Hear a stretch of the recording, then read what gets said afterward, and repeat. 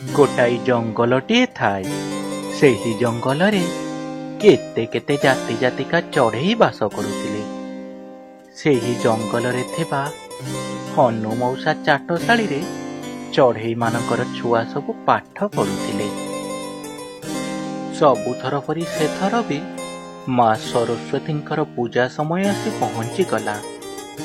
ଚାଟଶାଳୀରେ ସେଦିନ ହନୁ ମଉସା ସରସ୍ୱତୀଙ୍କ ପୂଜା ପାଳନ କରାଯିବା କଥା ସବୁ ଚଢ଼େଇ ଛୁଆମାନଙ୍କୁ ବୁଝାଇ କହିଲେ। ପିଲାମାନେ, ଆସନ୍ତାକାଲି ଆମ ଚାଟଶାଳୀରେ ମା ସରସ୍ୱତୀଙ୍କର ପୂଜା କରାଯିବ। ହଁ ଗୁରୁଜୀ, ଆମେ ସମସ୍ତେ ମା ସରସ୍ୱତୀଙ୍କର ପୂଜା କରିବା। ଗୁରୁଜୀ, ଆମକୁ ସବୁ କଣ କରିବାକୁ ହେବ କୁହନ୍ତୁ? ହଁ, ମୁଁ ଯେମିତି ଯେମିତି କହୁଛି ତୁମେ ସବୁ କାଲି ସେମିତି ସେମିତି କରିବ। କୁହନ୍ତୁ ଗୁରୁଜୀ, ଆମେ ସବୁ କଣ କରିବୁ? ମୁଁ ତୁମକୁ ଯାହା ଯାହା କହୁଛି କାଲି ପୂଜା ପାଇଁ ସେଇ ସବୁ ସାମଗ୍ରୀ ଆଣି ପହଞ୍ଚିବ। ରାନୀପାରା, ତୁମେ ପୂଜା ପାଇଁ ଫୁଲ ସଂଗ୍ରହ କରି ଆଣିବ। ହଁ ଗୁରୁଜୀ, ମୁଁ ବହୁତ ସାରା ଫୁଲ ସଂଗ୍ରହ କରି ଆଣିବି। ମିଟୁ ଶୁଆ, ତୁମେ ମାଙ୍କ ପାଇଁ ଅଗୁରୁ ଚନ୍ଦନ ପୂଜା ସାମଗ୍ରୀ ସବୁ ସଂଗ୍ରହ କରିବ। ଆଉ ଟୁନି ଚଢ଼େଇ, ତୁମ କାମ ହେଲା ମାଙ୍କ ପୂଜା ପାଇଁ ଭୋଗ ସବୁ ସଂଗ୍ରହ କରି ଆଣିବ। ଏହାପରେ ସବୁ ଚଢ଼େଇ ଛୁଆମାନେ ହନୁ ସାର୍ଙ୍କ ଚାଟଶାଳୀରୁ ବିଦାୟ ନେଲେ। ଟୁନି ଚଢ଼େଇ ସେନ ଘରେ ଯାଇ ମାକୁ ତାର ସବୁ କହିଲା। ମାଲୋ ମା, କାଲି ଆମ ଚାଟଶାଳୀରେ ଦେବୀ ସରସ୍ୱତୀଙ୍କର ପୂଜା ହେବ। ମୋ ମାଙ୍କ ପାଇଁ ଭୋଗ ନେବାକୁ ଗୁରୁଜୀ କହିଛନ୍ତି।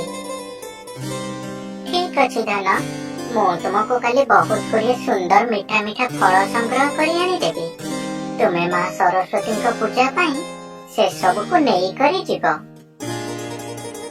ସରସ୍ୱତୀ ମାଙ୍କର ପୂଜା ଦିନ ଶେଷରେ ଆସି ପହଞ୍ଚିଗଲା। ରାନୀପାରା, ମିଟୁ ଶୁଆ, ପୁଚକି ଚଢ଼େଇ, ଗେଲୁ ଟିମ୍ ଟିମ୍ ଚଢ଼େଇ ସମସ୍ତେ ଯାଇ ସମୟ ପୂର୍ବରୁ ଚାଟଶାଳୀରେ ପହଞ୍ଚିଗଲେ। ମାଙ୍କ ମୂର୍ତ୍ତିକୁ ସଜାଇ ପୂଜା ପାଇଁ ଅପେକ୍ଷା କରି ବସିଲେ। ସମସ୍ତେ ଟୁନି ଚଢ଼େଇର ଅପେକ୍ଷାରେ ହିଁ ଥାଆନ୍ତି। ସେ ଭୋଗ ନେଇ ଆସିଲେ ପୂଜା ଆରମ୍ଭ ହେବ। ଏପଟେ ଟୁନି ଚଢ଼େଇ ମିଠା ମିଠା ଫଳ ନେଇ ଚାଟଶାଳୀ ଅଭିମୁଖେ ବାହାରି ଯାଇଥାଏ। ଟୁନି ଚଢ଼େଇ, ଏ ଟୁନି ଚଢ଼େଇ, ମା ତୁ କୁଆଡେ ବାହାରିଛୁ ରେ? ତୁମେ କିଏ ମା? ଆଉ ତୁମେ ମୋତେ କିପରି ଜାଣିଲ? ଆରେ ମା ଟୁନି ଚଢ଼େଇ, ମୁଁ ସମସ୍ତଙ୍କୁ ଜାଣେ। ଗୋଟେ କଥା ରଖିବୁ ମା, ମୋତେ ବହୁତ ଭୋକରେ 2 ଦିନ ହେବ କିଛି ବି ଖାଇନି ରେ ମା। ସେ ଫଳରୁ ମୋତେ କିଛି ଦେବୁ ମା, ମୁଁ ଖାଇ ମୋ ଭୋକ ମେଣ୍ଟାଇବି ରେ। ଚାଟଶାଳୀରେ ମୁଁ ଗୁରୁଜୀଙ୍କ ନିକଟରୁ ଶୁଣିଛି, ଦୁଃଖୀର ସେବା କରିବା ତ ଈଶ୍ୱରଙ୍କ ସେବା ମା। ମୁଁ ଏସବୁ ସରସ୍ୱତୀ ମାଙ୍କ ପୂଜା ପାଇଁ ନେଉଥିଲି। ତୁମେ ଏସବୁରୁ କିଛି ଖାଅ, ତୁମ ଭୋକ ଦୂରେଇ ଦିଅ। ମା ସରସ୍ୱତୀ ବହୁତ ଖୁସି ହେବେ। ଏଇ ନିଅ ମା, ଏ ଫଳରୁ କିଛି ଖାଅ। ଆରେ ମା, ତୁ ବି କିଛି ଖା ରେ। ଛୁଆ ନ ଖାଇଲେ ମା କଣ କେବେ ଖାଇବା ଦେଖିଛୁ? ନେ ମା, ତୁ ବି ଟିକେ ଖାଇଦେ। ତୁ ଖାଇଲେ ମୁଁ ବି ଖାଇବି। ଏହାପରେ ଟୁନି ଚଢ଼େଇଟି ବୁଢ଼ୀଟିକୁ ଫଳ ଖୁଆଇ ଦେଲା। ଆଉ ବୁଢ଼ୀ ମାଉସୀ ଜଣକ ଟୁନି ଚଢ଼େଇକୁ ବି ଫଳଟିଏ ଖୁଆଇ ଦେଲା। ଏପଟେ ଟୁନି ଚଢ଼େଇର ଭୋଗ ନେଇ ନ ପହଞ୍ଚିବା ଦେଖି ହନୁ ସାରି ଓ ଅନ୍ୟମାନେ ଆସି ଘଟଣାସ୍ଥଳରେ ପହଞ୍ଚି ଯାହା ଦେଖିଲେ ଆଶ୍ଚର୍ଯ୍ୟ ନ ହୋଇ ରହିପାରିଲେ ନାହିଁ। ଆରେ ଏ ଦୁଷ୍ଟ, ତୁ ଏଠି କଣ କରୁଛୁ? ଆମେ ତୋତେ ସେପଟେ ଭୋଗ ପାଇଁ ଅପେକ୍ଷା କରିଛୁ, ଆଉ ତୁ ଏଠାରେ ବସି ନିଜେ ନିଜେ ଭୋଗ ଖାଇବାରେ ଲାଗିଛୁ। ଏ କଣ କହୁଛନ୍ତି ଗୁରୁଜୀ? ମୁଁ ତ ମାଙ୍କ ପାଇଁ ଭୋଗ ନେଇ ଯାଉଥିଲି, ହେଲେ ବୁଢୀ ମାଉସୀ 2 ଦିନ ହେବ କିଛି ବି ଖାଇ ନଥିଲା। ଆପଣ ତ ଆମକୁ ଶିଖାଇଛନ୍ତି ଦୁଃଖୀର ସେବା ଈଶ୍ୱରଙ୍କ ସେବା, ସେଇଥିପାଇଁ ତ ମୁଁ ଏ ଫଳରୁ କିଛି ବୁଢୀ ମାଉସୀଙ୍କୁ ଖୋଇ ଦଉଥିଲି।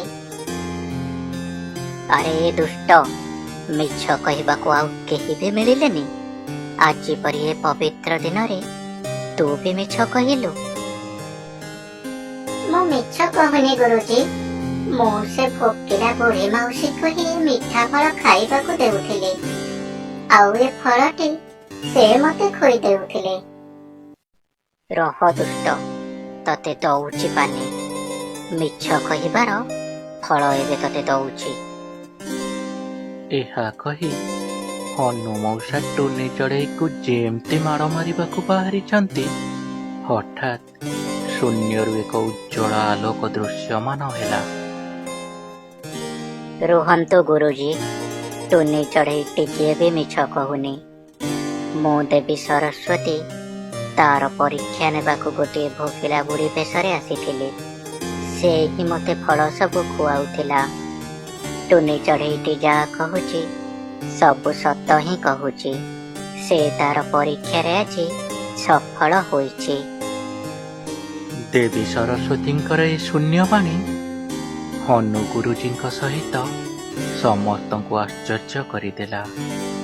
ତୁ ଧନ୍ୟରେ ଟୁନି ଚଢ଼େଇ, ତୁ ସ୍ୱଚକ୍ଷୁରେ ଆଜି ପବିତ୍ର ସରସ୍ୱତୀ ପୂଜାରେ ଦେବୀ ମାଙ୍କର ଦର୍ଶନ ପାଇପାରିଲୁ।